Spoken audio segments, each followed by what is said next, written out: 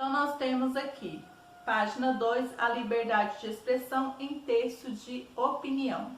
Para que existe a liberdade de expressão? A liberdade de expressão está relacionada à garantia dos indivíduos terem de manifestar livremente ideias e informações sem que sejam punidos por isso. Então, nós temos o texto 1, nós temos uma imagem aqui, tá? Então, vocês observem essa imagem aí. Então, aqui, ó, registre nas linhas a seguir sua interpretação do texto não verbal apresentado. Então, nós temos um texto não verbal, apenas imagens aqui, tá? Então, aqui, registre nas linhas a seguir sua interpretação do texto não verbal. Deixe claro em que sentido a imagem pode se relacionar à liberdade de expressão. Então, você vai deixar relacionado aí, o que ela pode deixar nesse sentido aí, tá bom? Relacionado à liberdade de expressão. Para definir, então, página 3, para definir liberdade de expressão, Renato Giannini utiliza um termo marcado socialmente. É uma forma tabu, mas que indiscutivelmente pertence à língua. Na sequência, o autor explica para que essa liberdade fundamental existe e quais são os seus limites. Então, nós temos o texto 2, para que existe a liberdade de expressão. Eu vou iniciar lendo um trecho e vocês vão prosseguir com a leitura individual aí, tá bom? Faz por Renato Giannini Ribeiro, adaptação web Caroline Sritras. Faz pouco tempo li alguém que prezo dizer que liberdade de expressão é liberdade de falar merda. Essa é uma ideia difundida, que a liberdade consiste em aceitar direitos de dizer mesmo aquilo que desaprovamos. Não está errado, mas o problema é que a definição avançou tanto que veio abranger a ideia inteira de que a liberdade de expressão, e assim a perdeu de vista. Qual é o eixo de liberdade de expressão? É a ideia de que dialogando, discutindo, recusando a ideia de que haja uma verdade única, descobrimos e inventamos coisas boas. Uma delas é a democracia, outra os avanços tecnológicos, tanto os valores éticos e políticos quanto os desenvolvimentos práticos podem resultar na discussão livre. Mas atenção, tudo isso supõe uma discussão com certo nível, os lados podem se igualitar, até mesmo se desprezar, mas no fruto melhor da liberdade de expressão é melhorar o mundo, tá? E vocês dão sequência à leitura deste texto aí para que possamos dar sequência à leitura dos exercícios. Então, exercício número 1.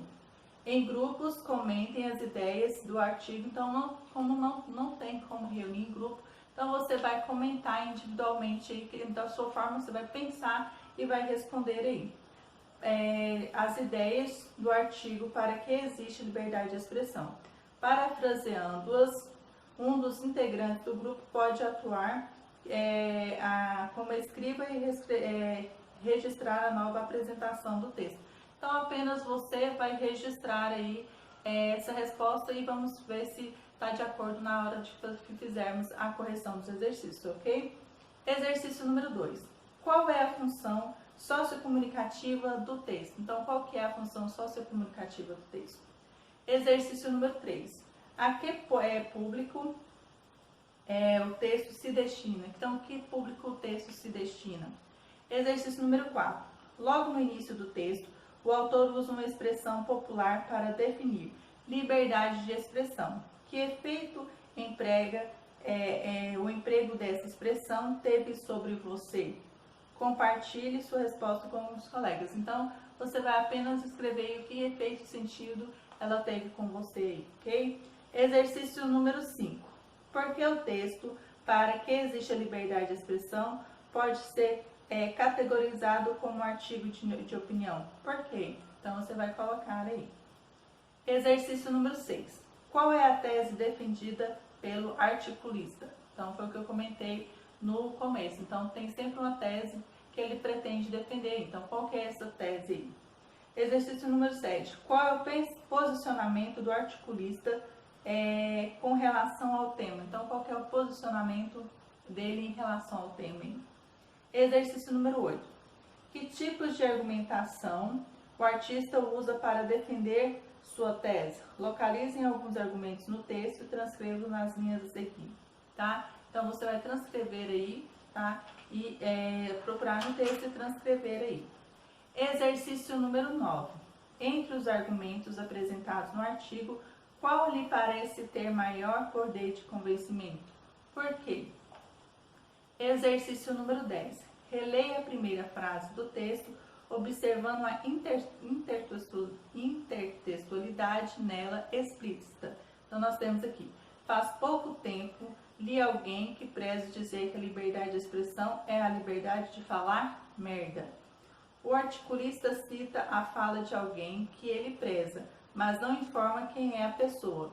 Mencione alguns possíveis motivos dessa omissão. Então, você vai citar aqui por que ele não falou, né, dessa pessoa que falou essa frase aí, tá bom?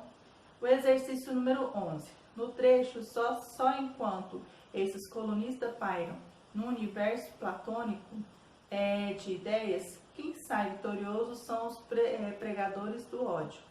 A expressão sublinhada, então, platônico significa concreto, possível, existente, realista ou utópico. Qual dessas opções você acha correta aí, tá?